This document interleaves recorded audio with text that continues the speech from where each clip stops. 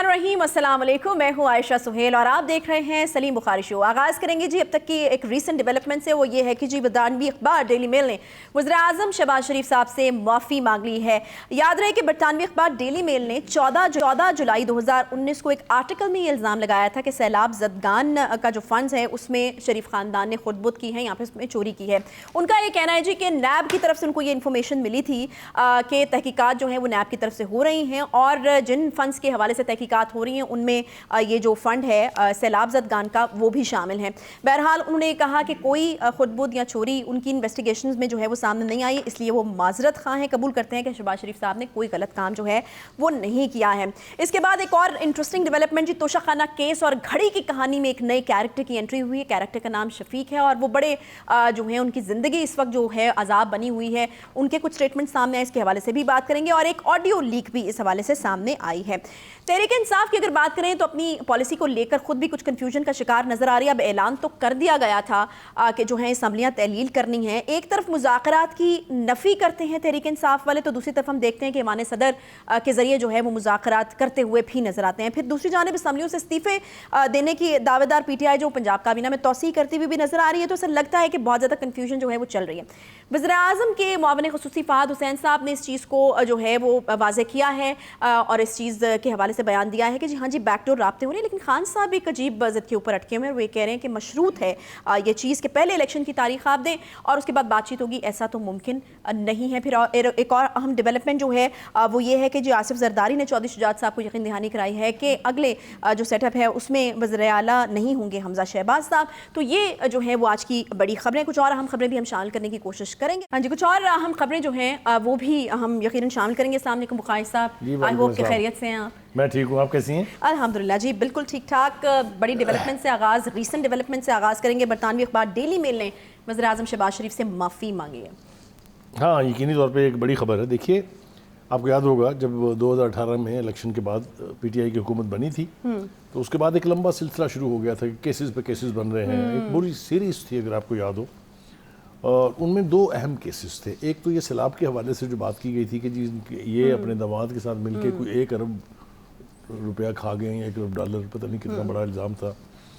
तो वो स्टोरी शहजाद अकबर साहब ने छुपाई थी डेविड रोज को पैसे दे के, इसमें कोई दो राय नहीं है। वो कोई चैरिटी नहीं होती वहाँ पर ना। तो वो खबर छुपाई गई, तो उसके बाद इतना प्रोपेगेंडा किया PTI ने और ख़ास तौर से उसके सोशल मीडिया हैंडलर्स ने कि खा गए जी, देखो जी सैलाब ज़दगान की रकम तक नहीं छोड़ी इन्होंने जी। खबर छपने के बाद फिर ये चैलेंज करते रहे कि आप डेली मेल को नोटिस दें। इसके ऊपर भी बहुत तकरार हुई, बिलाखिर उनको नोटिस देना पड़ा। वो नोटिस दे दिया उन्होंने। जब उन्हें नोटिस में आया तो उसके बाद से ये रिस्पॉन्ड है डेली मेल का कि उन्होंने गैर मशरूत माफ़ी मांगी है इमरान अपने शहबाज शरीफ साहब से भी और उनके दामाद अली इमरान यूसुफ साहब से भी। ये बहुत बड़ा तमाचा है पाकिस्तान की नैब पर, जिसने इस केस को इनिशिएट किया था under the nose of Shahzad Akbar, और पाकिस्तान की ओवरऑल रेपुटेशन के ऊपर कि किस तरह की विच हंटिंग होती है वहाँ पर, कि बेबुनियाद केसेस इंटरनेशनल कोर्ट्स तक में ले जाए जाते हैं। मैं चलता हूँ ज़रा पीछे की तरफ थोड़ा सा, ज़रा आपको याद होगा कि जो इवान फील्ड्स की खरीद व फरोख्त के हवाले से और दीगर इल्ज़ामात पर जो नेशनल क्राइम एजेंसी थी यूनाइटेड किंगडम की, उसमें भी एक केस इसी तरह शहजाद अकबर साहब लेके गए थे कि बड़ी मनी लॉन्ड्रिंग हो गई जनाब, करप्शन है इसमें, पता नहीं क्या क्या है। बड़ी लंबी चौड़ी प्रोसीडिंग चली उन्होंने।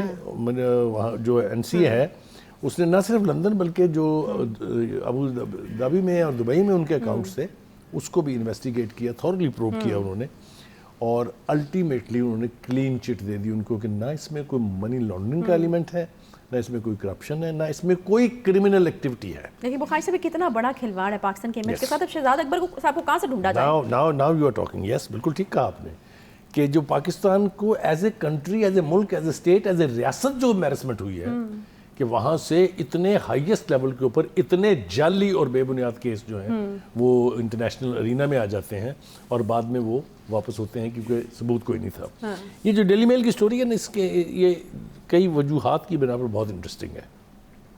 एक तो ये कि जितना प्रोपेगेंडा किया था खुद खान साहब ने और उनकी पार्टी के लीडर्स ने पुरानी रजीम को करप्ट और पता नहीं क्या क्या साबित करने के लिए, दो तरह के केसेस हुए। एक वो जो पाकिस्तान की अदालतों में कायम किए गए, नैब ने किए, दूसरी अदालतों में FIA ने किए।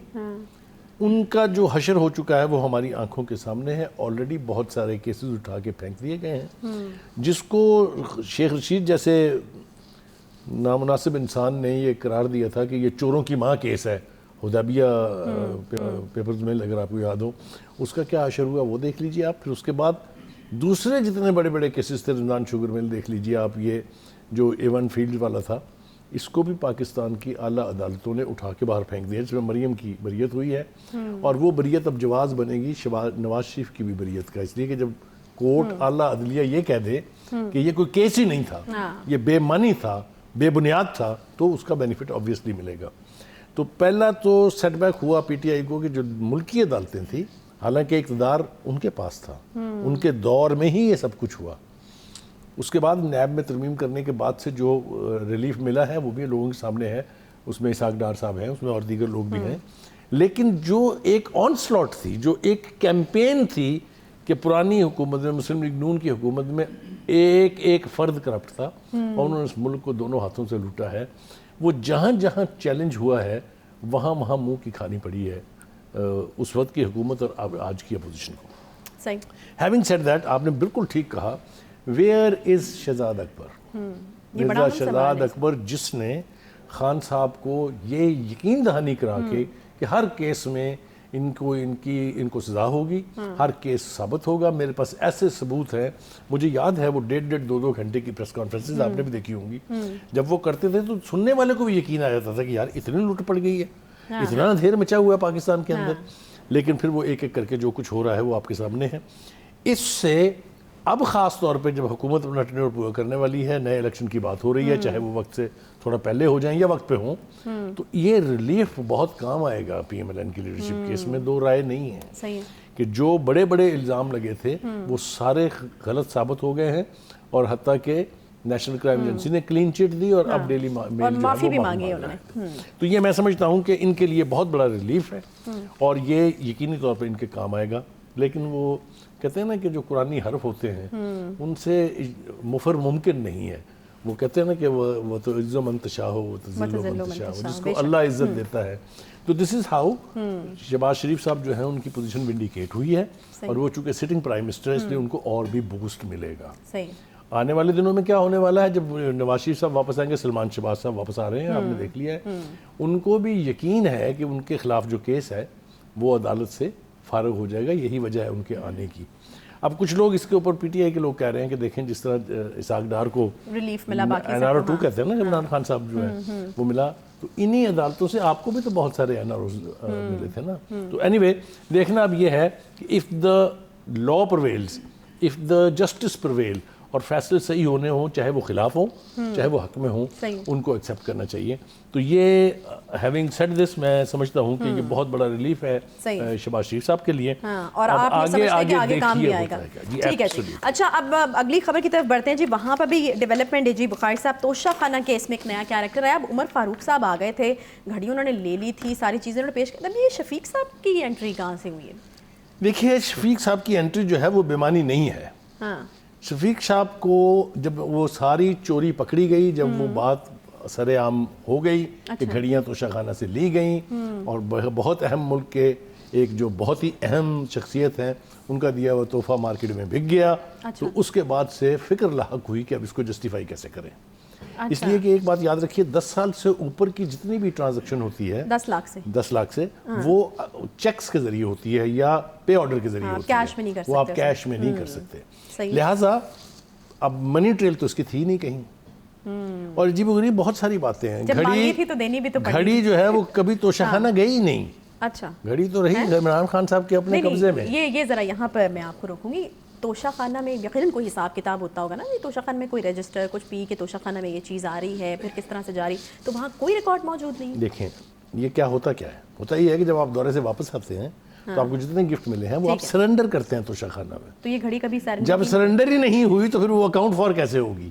لیکن جب بیچی گئی اور پکڑی گئی, اچھا, شفیق پہ بعد میں آتے ہیں جو عمر فاروق صاحب تھے دبئی کے, جنہوں نے جن کا انٹرویو میں نے بھی سنا, آپ نے بھی سنا, ہم نے اپنے پروگرام میں اس کا ذکر بھی کیا تھا, تو فکر لاحق ہوئی کہ اب اس کو جسٹیفائی کیسے کیا جائے. لہٰذا جو بات پی ٹی آئی کے حوالے سے ہم تک پہنچی وہ یہ کہ یہ گھڑی ہم نے فلاں ایک دکان یعنی گولڈ والی کی دکان ہے جنا سپر مارکیٹ میں، اس کو ہم نے بیچی تھی اور یہ اس کی رسید ہے. ٹھیک ہے. اب وہ 5 کروڑ کی گھڑی کہتے ہیں بیچی، جبکہ اس کی جو اسیسمنٹ کرائی گئی تھی اور وہ خود عمران خان صاحب نے بنی گلہ میں لوگوں کو بلا کے کروائی تھی، وہ تھی 10 کروڑ. اچھا ٹھیک ہے. اب 10 کروڑ کی گھڑی آپ نے 5 کروڑ میں کیوں بیچ دی ہے؟ اور جب وہ نہیں آپ نے کتنے دیے پھر اس کے 20% کے حساب سے 2 کروڑ؟ یہ اس میں بھی ایک اور بہت بڑا مسنومر ہے، وہ یہ کہ آپ نے آ کے یہ فیصلہ کیا آپ کی حکومت نے کہ توشہ خانہ سے جو بندہ کوئی چیز لے گا ٹھیک ہے وہ 50% جو ہے اس کی کاسٹ ادا کرے، اس کے حساب سے 5 کروڑ بنے. ٹھیک ہے. ٹھیک ہے. لیکن آپ نے کیا کیا کہ آپ نے پچھلے اس قانون بنانے سے پہلے کے دنوں کا جو تھا لا کہ 20% کے اوپر لے، آپ نے اس پہ لے لی. آپ خان صاحب کی بھی تو بادشاہت دیکھیں نا کہ خود ہی قانون بنا رہے ہیں کہ 50% دیں گے اور لے رہے ہیں چیزیں 20% کے اوپر. صدقے چلے جائیں، اس ایمانداری کے تو صدقے چلے جانے کو دل چاہتا ہے. پھر آگے کیا ہوا؟ آگے 2 کروڑ میں اب ان کو جسٹیفائی کرنا پڑا کہ اب اس کو کیسے دکھائیں. اچھا. تو جس دکاندار کا، جس شفیق کا ذکر ہو رہا ہے، اس کی دکان کا ایک رسیٹ لی گئی، اس کی سٹیمپ لی گئی، جو اس کے بقول نہ اس نے دستخط کیے ہیں اس کے اوپر، نہ وہ اس کی لکھائی ہے. وہ چیلنج کر رہا ہے کہ میں نے نہ گھڑی کبھی خریدی، نہ میرے پاس کبھی کوئی آیا، میرا یہ لیٹر ہیڈ اور میرا سٹیمپ جو ہے وہ انہوں نے مس یوز کیا ہے. کس طریقے سے کیا یہ تو اب یہ تو آپ بڑا کیس بنا رہے ہیں، فراڈ کا کیس بھی بنا رہے ہیں. یہ آٹومیٹکلی بنتا ہے. میں نے پہلے آیت آپ کو سنائی نا، وہ ایک آیت کا ترجمہ میں نے آپ کو سنایا ہے، تو پھر ایسا ہی ہوتا ہے نا جب آپ دوسروں کو کہتے ہیں نا خدا آپ اپنے دام میں صیاد آ گیا، یہ اسی طرح ہی ہوتا ہے کہ جب آپ دوسروں کے لیے گھڑا کھودتے ہیں تو آپ کو خود اس میں گرنا پڑتا ہے. اب آ جائیے جناب آگے. اب دیکھیے صورتحال یہ ہے کہ آپ نے جس دن وہ گھڑی خریدی ہے اور جس دن آپ نے بیچی ہے وہ ایک ہی تاریخ ہے. آپ مجھے بتائیں یہ کہاں ہوتا ہے؟ اچھا very quick, very so quick. ٹھیک ہے. یعنی میں پھر اپنی بات پہ قائم ہوں کہ وہ گھڑی کبھی توشہ خانہ میں تھی ہی نہیں. اچھا. اس کو ظاہر کیا گیا کہ ہم نے توشہ خانہ سے آج لی ہے، آج ہی بیچی ہے، یہ رقم پکڑیں. اچھا ایک ہی دن 5 کروڑ کی یا 2 کروڑ کی رقم جو ادا کی گئی، 2 کروڑ ہے 2 کروڑ کیونکہ 50% بنتی 5 کروڑ 2 کروڑ، وہ آپ نے کیسے کیش جمع کرا دی اور توشہ خانہ کے لوگوں نے کیسے آپ سے کیش لے لی؟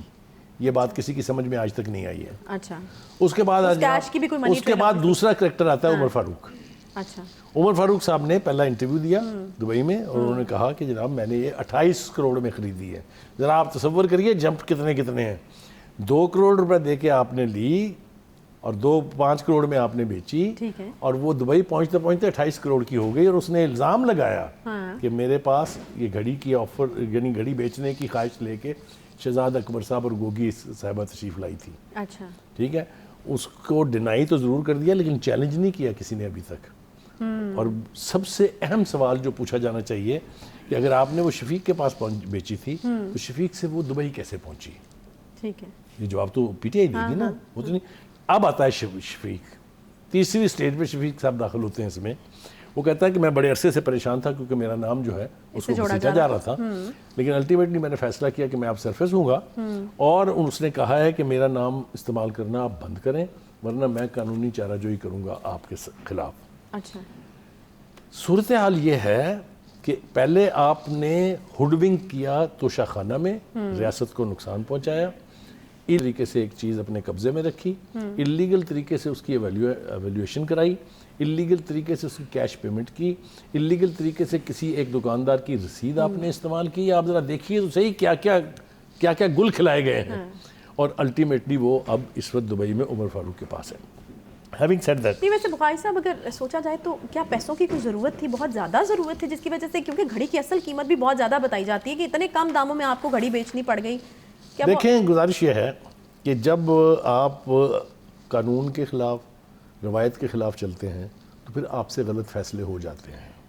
پہلی بات تو یہ کہ اس گھڑی کی پریسٹیج کو ذرا اسیس کر لیں ہم جلدی سے. سعودی عرب کے ساتھ پاکستان کے تعلقات بہت دیرینہ اور بہت قریبی ہیں. وہاں کی قیادت اور پاکستان کی ایک سکسیسو گورنمنٹ کی قیادت کے بیچ بہت انڈرسٹینڈنگ رہی ہے کیونکہ سعودی عرب نے ہمیشہ پاکستان کو سپورٹ کیا ہے. لہذا وہاں کا ملا ہوا تحفہ ویسے ہی میرے اور آپ کے لیے اہم ہو جاتا ہے اور اس کی اہمیت بڑھ جاتی ہے. وہ توشہ خانے میں پہنچنا چاہیے تھا. اگر خان صاحب کو اسے خریدنا تھا تو اس کی اسیسمنٹ صحیح ہونی چاہیے تھی. آپ کو پتہ ہے اس کی اصل قیمت کتنی ہے؟ 1 ارب 70 کروڑ روپے اسی گھڑی کی. پھر تو نقصان نہیں کر لیا خان صاحب نے اپنا؟ جب آپ چوری میں چیزیں بیچیں گے, چھپا کے چیزیں بیچیں گے تو نقصان تو ہوگا نا آپ کا. اب آپ دیکھیں آج کی ویڈیو پہ آ جاتے ہیں ہم, جو آج ویڈیو لیک ہوئی ہے, آڈیو, سوری آڈیو لیک ہوئی. ذرا یہ بتائیے Thanks for مجھے, correction. ہاں یہ بتائیے کہ یہ نہیں گھڑیوں کی بات ہو رہی ہے, وہ کچھ اور گھڑیاں کیا؟ دیکھیں پہلے بھی ایک دفعہ خبر چھپی تھی, تب بھی آپ نے مجھ سے اتنی ہی معصومیت سے سوال پوچھا تھا کہ گھڑی ایک ہے کہ کئی ہیں, کیونکہ یہاں پہ تو گھڑیاں کہہ رہی ہیں. ہاں تھی, وہ گھڑیاں ہی ہیں. توشہ خانہ سے بھی 10 کے قریب گھڑیاں اٹھائی گئی ہیں.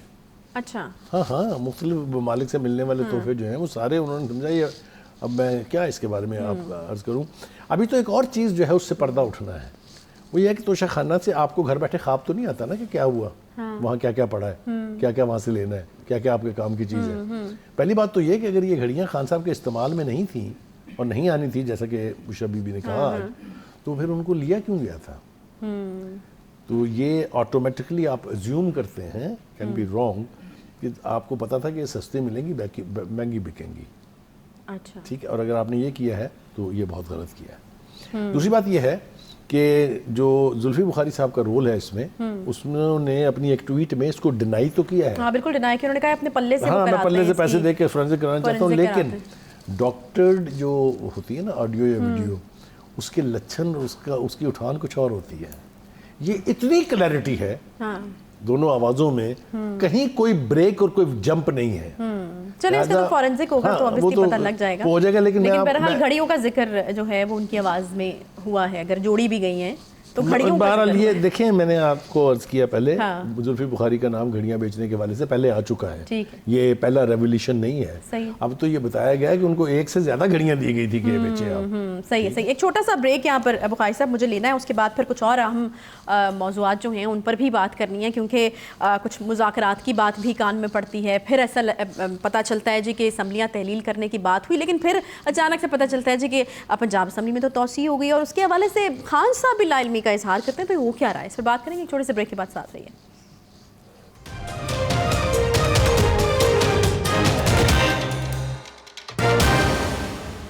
Welcome back. بریک کے بعد ایک بار پھر سے آپ کو کہتے ہیں خوش آمدید. بات کرنی ہے جی ہمیں حکومت اور اپوزیشن کے درمیان جو چیزیں چل رہی ہیں, پھر خان صاحب کا ایک بڑا اہم اعلان ہے, اور وہ حکمت عملی جو ہے اس کے کمزور پڑنے کی بھی باز گشت سنائی دے رہی ہے, کیونکہ ہم دیکھ رہے ہیں کہ اعلان تو ہو گیا تھا, لیکن اس کو پریکٹیکلی امپلیمنٹ کرنے میں جو ہے وہ کافی تاخیر ہوتی چلی جا رہی ہے. بڑی تفصیل سے بخاری صاحب اس پر بات کریں, لیکن مجھے لگ رہا ہے کہ کچھ رہ گیا تھا, آپ کچھ ایڈ کرنا چاہتے ہیں, مجھے بریک لینا پڑ گیا تھا. کی بات کی لیکن پھر اس کو ہم نے چھوڑ دیا بیچ میں سے. اچھا دیکھیں ممکنہ طور پہ ہوا کیا ہوگا, میں وہی کہہ رہا ہوں کہ دیکھنا یہ ہے کہ کیا ہوا. یا تو وہ بالکل معصوم ہے جس طرح وہ کہہ رہا ہے کہ مجھے تو پتہ ہی نہیں, اور یا یہ ہو سکتا ہے کہ اس کے ساتھ لین دین کر کے اس سے ایک رسید بنوائی گئی ہو. میں اس کو رول آؤٹ نہیں کر رہا ہوں, میں بالکل یہ نہیں کہہ رہا کہ 100% یہ ہم ایزیوم کریں, یا آپ کی زمین ہے کیسا ہو سکتا ہے. دیکھیں سرکمسٹانشل ایویڈنس جو ہے وہ بظاہر نظر نہیں آ رہی ہوتی, آپ اس نتیجے پر پہنچتے ہیں. ٹھیک ہے, تو دو پاسبلٹیز ہیں, یا وہ بالکل انوسنٹ ہے, یا اس نے اس وقت پیسے ویسے لے کے اور وہ رسید دے دی اور اب اس کو ڈسون کر رہا ہے. اچھا یہ مطلب یہ بالکل, اور اگر اس نے یہ رسید نہیں دی ہے تو دس از اندر کرمنل ایکٹ. توشہ خانہ تو ایک طرف رہ جائے گا. میں وہی کہہ رہی ہوں کہ اب فراڈ کا بھی ایک, اب آپ یہ دیکھیے ہوا کیا ہے. رانا ابرار ایک رپورٹر تھے جنہوں نے 2019 میں سب سے پہلے کوشش کی کہ توشہ خانے کی جو تفصیلات ہیں کہ وہاں کتنے گفٹ تھے, کس نے لیے, وہ دیں. تو اس کے اوپر سخت ریزسٹنس ملی اس کو, اس پی ٹی آئی کی حکومت کی طرف سے. اس کو پہلے نوکری سے نکلوایا, پھر اس کو گرفتار کیا, پھر مجبور کیا کہ وہ ملک چھوڑ کے چلا جائے. لیکن اس نے اس کا پیچھا نہیں چھوڑا, بالآخر سپریم کورٹ کے ذریعے توشہ خانہ کی ساری ڈیٹیل جو ہے وہ سپریم کورٹ میں جمع کرائی گئی.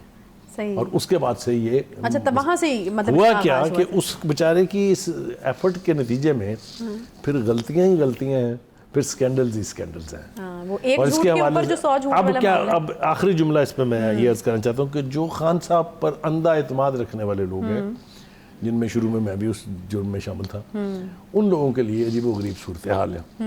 وہ احمد فراز صاحب جو ہے نا, وہ کبھی کبھی بات بڑی کام کی کہہ جاتے ہیں. ان کی صورتحال یہ ہے کہ مجھ کو خود اپنے آپ سے شرمندگی ہوئی, وہ اس طرح کے تجھ پہ بھروسہ بلا کا تھا. کافی ہارٹ بروکن معلوم ہوتے ہیں, لیکن بڑی عام باتیں کرنی. بخاری صاحب, اسمبلیوں کی تحلیل میں تاخیر ہوتی چلی جا رہی ہے, کیا موقف کمزور پڑنے لگا ہے پی ٹی آئی کا, کچھ اور سوچا جا رہا ہے, مشکل میں ہے خان صاحب, ہو کیا رہا ہے؟ لیکن دو چیزیں اس کے حوالے سے بہت ضروری ہیں. ایک تو یہ کہ وہ بقول شاعر جن پتوں پہ تکیہ تھا وہی پتے ہوا دینے لگے, ان کا خیال یہ تھا کہ جو ہی میں اس خواہش کا اظہار کروں گا تو پنجاب کے چیف منسٹر اور کے پی کے چیف منسٹر باہر چوراہے پہ کھڑے ہو کے میرا انتظار کر رہے ہوں کہ کب آپ حکم کریں اور تو وہ تو اب بھی یہی کہہ رہے ہیں. ایسا نہیں ہوا. وعدہ یہ تھا جب آپ نے فیس سیونگ کے لیے یہ موقف اختیار کیا, جب وہ سونامی جو نہیں بن سکا, تو خیال یہ تھا کہ اگلے 2 دن میں جیسی کیسی بھی مشاورت کرنی ہے اس کے بعد سے اسمبلیوں کی تحلیل کا اعلان کر دیا جائے گا. لیکن ایسا نہیں ہوا. نہ پرویز الہی صاحب اس کے اوپر آمادہ ہوئے اور نہ ہی محمود خان جو ان کے اپنے چیف منسٹر ہیں اپنی پارٹی کے ہیں. کے پی کے میں جواز یہ بنایا گیا کہ بہت سارے منصوبے جن کی لاگت اربوں روپے میں ہے وہ یا تکمیل کے آخری مراحل میں ہیں یا زیر تکمیل ہیں, اور بہت سارے ایسے پروجیکٹ جو ہیں وہ اپروو ہو چکے ہیں, ان کی فنڈنگ ہو چکی ہے. تو ہمارا تو بیڑا غرق ہو جائے گا. ہمارے ارکان اسمبلی جب جائیں گے کانسٹیٹوئنسی میں اگلے الیکشن میں ووٹ مانگنے کے لیے تو انہیں تو جوتیاں پڑیں گی. یہ لاجیکل جواب تو ہے, لیکن خان صاحب کا کیا ہوا جس نے اتنے وثوق سے یہ کہا تھا. مجھے یہ بتائیے کہ مونس الہی اور جو چودھری پرویز الہی وہ بھی ایک پیج پہ ہیں یا نہیں؟ چودھری پرویز الہی کہتے ہیں کہ اپریل سے پہلے تو نہیں یہاں پہ پنجاب میں کچھ چینجز آ سکتے. مونس الہی صاحب کہتے ہیں کہ امانت ہے جی خان صاحب کی, خان صاحب کو ہم دے دیں گے. تو یہ کیا ہو رہا ہے؟ میرے خیال سے ہم تھوڑا سا اس کو ڈراماٹائز انداز میں اگر ڈسکس کریں تو وہ زیادہ بہتر ہوگا. آپ ہیں پرویز الہی, میں ہوں آصف علی زرداری. اچھا, یہ بن جاتے ہیں تھوڑی دیر کے لیے. یہ وہی والا ہے جس کے حوالے سے کہہ رہے ہیں کہ آنے والے ہیں, کچھ ہونے والا ہے. مجھے آپ یہ بتائیے پرویز الہی صاحب, اچھا جی, کہ آپ کیوں اسمبلیاں توڑنے پر آمادہ نہیں ہیں؟ دیکھیں جی زرداری صاحب مجبوری ہے, اب اور کیا میں کروں. اچھا, آپ کو یہ تو پتا ہے نا کہ اگر اسمبلیاں توڑ دیں گے آپ تو آپ چیف منسٹر نہیں رہیں گے. ہاں جی, ظاہر ہے جی. ٹھیک ہے, تو پھر کیا کریں گے آپ؟ پھر مجبوری میں کرنا ہی پڑے گا. دیکھیے اصل بات یہ ہے کہ آپ کو تھوڑا سا سوجھ بوجھ سے کام لینا چاہیے. اور کوئی راستہ ہے ہی نہیں نا. میں بتاتا ہوں راستہ آپ کو. جی کون کہتا ہے راستہ نہیں ہے؟ دیکھیے ہم نیشنل اسمبلی میں آج کل سوچ بچار کر رہے ہیں کہ بجائے اس کے کہ اسمبلیاں سب راستہ نہیں ہے. دیکھیں اگر الیکشن بھی ہوتے ہیں تو یا تو نون لیگ سے یا پی ٹی آئی سے کوئی بنے گا, تو میرا تو کوئی چانس ہی نہیں. میں اسی طرف آنا چاہ رہا تھا, آپ کو لانا چاہ رہا تھا, آپ خود ہی آ گئی ہیں, آپ کی بڑی مہربانی. دیکھیں ہوگا کیا اس وقت منظرنامہ یہ ہے کہ اگر اسمبلیاں تحلیل ہوتی ہیں تو نہ صرف یہ کہ آپ اس اسمبلی کے چیف منسٹر نہیں رہیں گے, بلکہ آپ کا آئندہ کے لیے بھی کوئی چانس نہیں ہے, کیونکہ جب الیکشن ہوگا تو 10 سیٹوں والا پرائم منسٹر تو نہیں, چیف منسٹر تو نہیں بنے گا نا.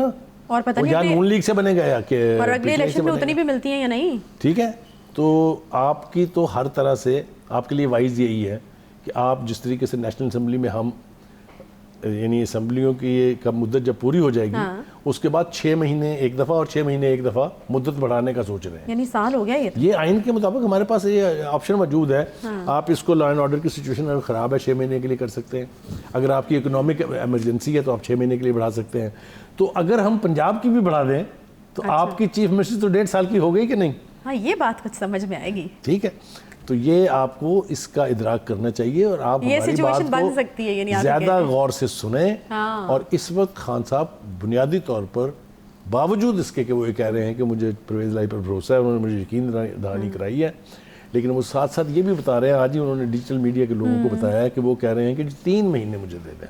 اچھا, 3 مہینے کے بعد پھر سوچیں گے اس کے اوپر. دوسری بات یہ ہے کہ اگر آپ کو چودھری شجاعت کا بیان یاد ہو تو انہوں نے کہا کہ اسمبلیاں توڑنے سے میں نے منع کیا ہے پرویز الہی کو. اس کے ساتھ ساتھ انہوں نے ایک بات اور بھی کہی, انہوں نے کہا کہ جو مقدمہ درج کرنے کی بات تھی وزیر آباد کے حملے والا فوجی افسروں کے خلاف, وہ بھی میں نے منع کیا اس کو پرویز الہی کو. تو یہ جو ہماری ایگزمپشن تھی نا پہلے, اگر آپ کو یاد ہو, ایک بظاہر جو ڈویژن کی ہم بات کرتے تھے کہ وہ نہیں ہے, اب بظاہر جتنی بھی ہو لیکن اندر کھاتے سب بات چیت ہوتی ہے ایک ہی. ایک تو یہ ہو گیا. دوسری بات یہ ہے کہ جو مجھے سب سے زیادہ پریشانی ہے وہ یہ ہے کہ پنجاب کے اندر تو میں نے صورتحال واضح کر دی آپ کو کہ پنجاب اور کے پی کے دونوں صوبوں میں پی ٹی آئی کے اپنے اندر ڈویژن ہے اس کے اوپر. پی ٹی آئی کے لوگ نہیں چاہتے کہ اس وقت اسمبلیاں توڑی جائیں. اور دوسری بات میں آپ کو بتاؤں, میرا خیال یہ ہے کہ at the back of Imran Khan's mind also وہ یہ ہے کہ اگر یہ قوت جو میری ہے, پنجاب میں میری حکومت ہے, کے پی کے بھی میری حکومت ہے, اگر یہ نہ رہی تو میں کہاں ہوں. اور میری اطلاع یہ ہے, پہلے بھی میں نے آپ کو بتایا تھا, ہم نے اس دن بھی میری بات نہیں مانی تھی, کہ پرویز الہی صاحب نے ان کو ایک ملاقات میں کہا کہ خان صاحب میں تو اسمبلیاں توڑ دیتا ہوں, اگر آپ مجھے مجبور کریں گے میں توڑ دوں گا, لیکن آپ نے اگلے دن ہی گرفتار ہو جانا ہے جتنے مقدمے ہیں آپ کے اوپر.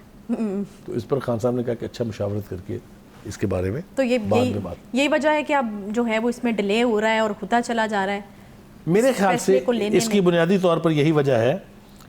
اور دوسری بات یہ ہے کہ حکومت جو ہے وہ یعنی اس میں بلیک میل ہونے کے لیے تیار نہیں ہے.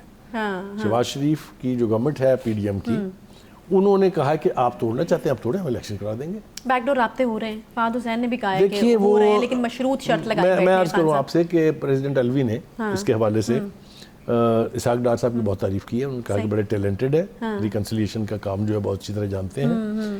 یہ رابطے ہیں اور ہو سکتا ہے. اور چونکہ اگر آپ کو یاد ہو فواد چودھری اسد عمر نے بھی یہ کہا کہ جی ہمارے پی ڈی ایم کی لیڈرشپ کے ساتھ رابطے ہیں, لیکن دونوں میں سے کوئی ایک کام نہیں ہونے جا رہا. نہ تو وہ اسمبلیاں توڑنے کے بعد نیشنل اسمبلی کو توڑیں گے, بلکہ وہ اس کے فوراً بعد الیکشن کرا دیں گے دونوں صوبوں میں. ہاں وہ تو کہہ چکے ہیں نا. ٹھیک ہے, نہیں وہی اسٹیٹڈ پوزیشن ہے نا ان کی. تو وہ جو خان صاحب کا خیال تھا ایک, جو ان کو یقین دہانی کرائی گئی تھی کہ آپ اسمبلیاں توڑیں پنجاب اور کے پی کے کی, آٹومیٹکلی نیشنل اسمبلی توڑنی پڑ جائے گی. لیکن وہ بخاری صاحب وہ یہ بھی کہہ چکے ہیں کہ ہم تو رکاوٹ ہیں ہی نہیں آپ کی جنرل الیکشنز کی راہ میں رکاوٹ بلوچستان میں باپ ہے وہ ہیں, سندھ میں زرداری صاحب ہیں وہ ہیں, ہم تو ہے ہی نہیں. یہ آپ نے بالکل ٹھیک کہا. دیکھیے گزارش یہ ہے کہ ان کے 2 اسمبلیاں توڑ دینے سے پورے ملک کی اسمبلیاں توڑنا کہیں واجب یا کہیں لازمی لکھا ہوا نہیں ہے. یہ ایسا نہ کرنا بالکل کانسٹیٹیوشنل ہے. آپ ایک صوبے میں, اچھا ایک اور عجیب بات ہے جو جس کا ذکر ضروری ہے. فرض کیجئے یہ اسمبلیاں توڑنے کی قرارداد نہیں پاس کر سکتے, اچھا تو پھر ان کے پاس آپشن یہ ہے کہ یہ استعفے دیں. جب یہ استعفے دیں گے, ایک دفعہ پھنس چکے ہیں نا نیشنل اسمبلی میں استعفے دے کے, وہ دوسری بات ہے کہ وہاں سے مراحت بھی لے رہے ہیں. پتہ نہیں کہ آپ استعفوں کی بات کر رہے ہیں, ادھر نئے لوگ انڈکٹ ہو رہے ہیں. خان صاحب کو بھی یہ بتائیں, ایک چھوٹا سا بریک لینے کے لیے مجھے کہا جا رہا ہے, واپس آ کر میں نے اس پہ بات کرنی ہے کہ ایک طرف کہہ رہے ہیں جی کہ اسمبلیاں توڑنی ہیں جی, اور پھر دوسرا آپشن جیسے بخاری صاحب نے کہا کہ استعفے دینے ہیں. پھر نئے وزیر جو ہیں وہ حلف لے رہے ہیں اور پھر خان صاحب کو پتہ نہیں ہے یہ آخر چل کیا رہا ہے خان صاحب کی ناک کے نیچے. اس پر بھی بات کریں گے, ایک بریک کے بعد ساتھ رہیے.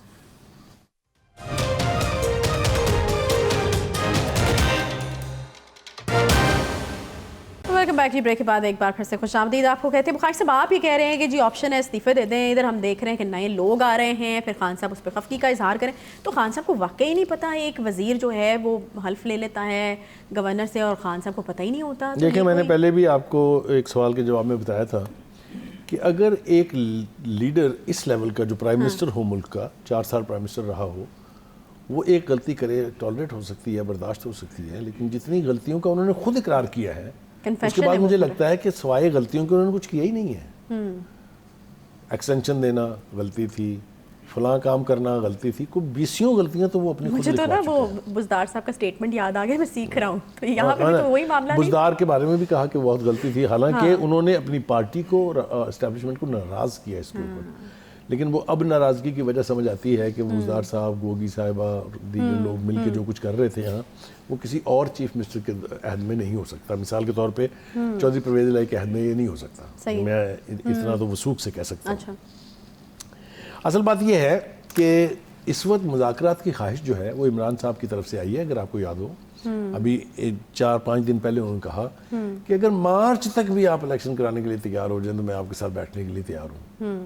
لیکن اب دوسری طرف سے کیا کہا جا رہا ہے, رانا صاحب یہ فرماتے ہیں as a spokes person of the government کہ بھائی صاحب ہمیں آپ کی کوئی شرط منظور ہی نہیں ہے, اگر آپ نے بات چیت کرنی ہے تو خالی ہاتھ بالکل کلیئرٹی کے ساتھ, کلین چٹ کے ساتھ آئے, بیٹھے, ہم تمام ایشوز کے اوپر بات کریں گے. تو مجھے یوں لگتا ہے ان کے اسٹیٹمنٹ سے کہ حکومت جو ہے وہ اس وقت تھوڑی سی اسٹرینتھ پکڑ رہی ہے. نہیں ویسے آپ کو کیا لگتا ہے کہ وہ کیا بات کریں گے اگر وہ اپنا مطالبہ چھوڑ کے آتے ہیں گھر انتخابات والا, تو پھر خان صاحب نے آ کے کیا بات کرنی ہے ان کے ساتھ؟ آپ بتائیں نا کس لیے بلا رہے ہیں پھر خان صاحب کو؟ دیکھیے گزارش یہ ہے, وہ تو نہیں بلا رہے, تو خان صاحب نے کہا ہے کہ میں مذاکرات کرنا چاہتا ہوں, تو اس کو نہیں چلے آپ ہی کہتے رہے ہیں نا کہ وہ کہتے رہے ہیں کہ آئیں بیٹھیں, تو ہم کہہ دیتے ہیں. یہ بڑا مزیدار سوال ہے. میں نے ابھی کل ہی اس کے اوپر اپنے ایک دوست سے بات کی تھی. میں نے شاید لفظ غلط استعمال کیا تھا کہ پی ڈی ایم تو ترلے کرتی رہی ہے نا خان صاحب کے کہ آئیے بیٹھ جائیں ہمارے ساتھ, بیٹھ کے بات کر لیتے ہیں اس کے اوپر. لیکن اس وقت خان صاحب نے کہا میں چوروں کے ساتھ نہیں بیٹھوں گا, میں ڈکیتوں کے ساتھ نہیں بیٹھوں گا. ویسے عجیب و غریب حرکتیں کرتے رہے ہیں پرائم منسٹر صاحب, جس کو سب سے بڑا چور ڈاکو کہتے تھے پنجاب کا, اس کو چیف منسٹر لگایا. جس کو کہتے تھے میں اپنا چپڑاسی نہ رکھوں, اس کو انٹیریئر منسٹر لگایا. یہ آپ ذرا دیکھیں سی نا خان صاحب کرتے کیا کیا رہے ہیں اور خان صاحب کیا کیا کر رہے ہیں. انٹیریئر منسٹر کی بات تو نہیں کی تھی, میں چپڑاسی کی بات کی تھی. چپڑاسی تو نہیں انٹیریئر رکھا. منسٹر چپڑاسی نہیں ہوتا بہرحال, اس میں تو کوئی دو رائے نہیں. اچھا بڑی یہاں ملاقات بھی ہوئی ہے, ذرا اس پہ تو مجھے کچھ انسائٹ دے دیں. یہ بخاری صاحب, یہ جو زرداری صاحب اور چودھری شجاعت صاحب کی ملاقات ہوئی ہے, زرداری صاحب اس کا مطلب ہے کہ پہنچ چکے ہیں, یہ بہت اور پھر یقین دہانیاں بھی ہوئی ہیں. ڈینجرس موو ہے. دیکھیے آصف علی زرداری صاحب, ہم نے پہلے بھی بات کی اس کی فرسٹ سیگمنٹ میں, وہ جوڑ توڑ کے سیاسی جوڑ توڑ کے بادشاہ ہیں. وہ جادوگر شاید is a bad word, he is an expert. آپ سٹارٹ کریں پنجاب بلوچستان کی اسمبلی ٹوٹنے والا واقعہ, اس کے بعد آپ یاد کریں کس طریقے سے سنجرانی صاحب چیئرمین سینٹ منتخب ہو گئے تھے. تو بہت سارے کم پی ڈی ایم بنائی بھی انہوں نے, پھر ٹوٹ گئی, پھر دوبارہ ریوائیو بھی کی انہوں نے. تو وہ جو, اور 5 سال جو انہوں نے خود حکومت کی پیپلز پارٹی کی, اس میں کیسے اسٹیبلشمنٹ کے ساتھ انہوں نے بنا کے رکھی. تو ان کو اس ساری اونچ نیچ کی سمجھ ہے. وہ پہلے جب پنجاب میں آئے تھے, یاد ہوگا مشن 1 پر, تو چیف منسٹری جو ہے چودھری پرویز الہی صاحب کی چلی گئی تھی اور حمزہ بن گئے تھے, یاد ہے آپ کو. اب وہ پھر دوبارہ آئے ہیں. میرے خیال سے اس دفعہ وہ ان کو ہٹانے نہیں آئے بلکہ سمجھانے آئے ہیں, اور ان کو سمجھانے کے لیے ان کے بھائی کے ساتھ بات کرنا بہت ضروری ہے. لہٰذا کل بھی اور پرسوں بھی جو یہ کچھ کڑیاں ملتی بھی لگ رہی ہیں. جس طرح زرداری صاحب نے ملاقات کی چودھری شجاعت سے, اور ابھی آپ نے واضح کیا کہ وہ دونوں رابطے میں ہیں, ایسا نہیں ہے کہ ان کے بیچ میں کوئی لڑائی ہے. بالکل ہے. تو اس لیے مجھے یہ لگتا ہے کہ کچھ نہ کچھ پنجاب میں ہوئے گا ضرور. اچھا, یہ میں آپ کو بتا رہا ہوں. یا تو اچھا یہ یقین دہانی کیوں کرانی پڑی کہ اب حمزہ شہباز جو ہیں وہ وزیر اعلیٰ نہیں ہوں گے؟ دیکھیں وہ پہلی دفعہ جب ہوا تھا, جب پرویز الہی کے بعد وہ چیف منسٹر بنے تھے, تو سب سے بڑا ان کی اسیسمنٹ یہ ہے کہ خود ان کے تایا نواز شریف صاحب ان سے سخت نالاں تھے اور سخت ناراض تھے جس طرح سے انہوں نے چیزوں کو ہینڈل کیا. ویسے یہ آپ نے کہا تھا کہ اب حمزہ شہباز نہیں ہوں گے وزیر اعلیٰ, یہ آپ نے کہا تھا. اور یہ آپ کو یاد ہوگا, تو میں نے یہ کہا تھا. یہ یقین دہانی اس لیے کرانی پڑی کہ لوگوں میں یہ پروپیگنڈا کیا جاتا ہے, خاص طور سے پی ٹی آئی یہ پروپیگنڈا کرتی ہے کہ سارے اہم عہدے جو ہیں وہ شریف فیملی کے گھر میں کنسنٹریٹڈ ہیں. اس کو بریک کرنے کے لیے پہلا قدم جو ہے وہ نواز شریف نے اٹھایا تھا, جب اس نے اپنے بھائی کی بجائے خاقان عباسی, شاید خاقان عباسی کو پرائم منسٹر بنایا تھا. بالکل یاد. میرے خیال سے ان کو اس طرح کے فیصلے کرنے چاہیے جس سے موروثی سیاست کا جو الزام ہے ان کے اوپر وہ غلط ثابت ہو. نہیں تو اس سے کاف لیگ کو کیا فائدہ ہے؟ کاف لیگ کا وہی والا جس طرح ہم نے ابھی وہ کہا کہ پھر کاف لیگ میں کیا چودھری پرویز الہی کا ہی, اگر تو پرویز الہی صاحب آصف زرداری کی بات سنیں گے تو ایک تو وہ 1.5 سال کے لیے چیف منسٹر رہیں گے, اور یہ جو ان کے اسپیکر والی بات تھی وہ کیا, اور پھر آنے والے وقت میں جب نئے الیکشن ہوتے ہیں اور الائنسز دوبارہ بنتی ہیں, صحیح ہے, کاف لیگ پیپلز پارٹی کے ساتھ جاتی ہے یا نون لیگ کے ساتھ الائنس کر لیتی ہے, تو پھر اس فیوچر زیادہ برائٹر ہے. دیکھیں ان کے سامنے اب اپنی سیاست کم ہے, پرویز الہی صاحب کے سامنے بیٹے کی سیاست زیادہ اہم ہے. انہوں نے اپنے بیٹے کو لانچ کیا ہے, اپنے بیٹے کی بات وہ سنتے ہیں, اس کی بات پہ عمل کرتے ہیں. تو آنے والے دنوں میں جو سیاست ہوگی اس میں وہ چاہیں گے کہ ان کے بیٹے کا کی رول ہو, اور اس کے لیے ان کو پولیٹیکل ایڈجسٹمنٹ کرنی پڑے گی. کوئی دو رائے نہیں اس کے بارے میں, نہ ہی کوئی دوسرا راستہ ہے. صحیح ہے. اچھا بخاری صاحب میں چاہوں گی کوئکلی ہم ایک اور اہم خبر ہے اس کے اوپر بھی جو ہے وہ بات کر لیں. اگر یہ والی بات جو مکمل ہوگی, میرے خیال میں ہم نے کوئی نقطہ جو ہے وہ مس نہیں کیا ہے. امریکہ کی طرف سے جی بڑے اہم جو ہے وہ بیانات آ رہے ہیں. امریکہ نے قادم TTP اور داعش خراسان کے گرد گھیرا تنگ کرنے کا فیصلہ کیا, اور امریکہ کو افغانستان کے دہشت گردوں کی پناہ گاہ بننے کا ایک بار پھر سے خدشہ جو ہے وہ ابھرا ہے. کیا ہو سکتا ہے اس؟ دیکھیے ہم امریکہ کے ہاتھوں بہت استعمال ہو چکے, ہم نے اپنی تباہی کر لی, ہم نے اپنے 80,000 لوگ جو ہیں وہ شہید کروائے.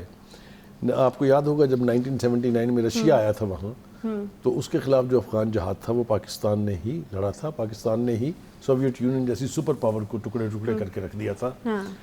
لیکن جب 1991 میں جنیوا ایکارڈ ہو گیا تو امریکہ نے پلٹ کے نہیں دیکھا ہماری طرف, اور کئی سالوں تک نہیں بلکہ تقریباً 1 دہائی تک ہمیں تنہا چھوڑ دیا, اور ہم 40 لاکھ افغان مہاجرین کا بوجھ برداشت کرتے رہے اور اپنی اکانومی کو تباہ کرتے رہے. پھر اس کے بعد 1994 میں دوبارہ وہ آگے جناب امریکنز وہاں پر, اور پھر اس کے بعد 2001 میں جب 9/11 ہوا اس کے بعد سے پھر دوبارہ انہوں نے امریکہ کو اور ہمیں استعمال کرتے رہے. وہ کہیں کبھی انہوں نے طالبان بنا لیے, کبھی آج کل تو میں بہت زیادہ ڈرا ہوا بھی ہوں, اور مجھے بہت زیادہ غصہ بھی ہے اس بات کے اوپر کہ مجھے یوں لگتا ہے کہ جو داعش کا ایلیمنٹ ہے جس کا تذکرہ بھی کیا افغان اٹیک کے حوالے سے وہاں کی حکومت نے, یہ بھی درفنتنی اور یہ جو فتنہ ہے یہ امریکن سپانسرڈ ہے.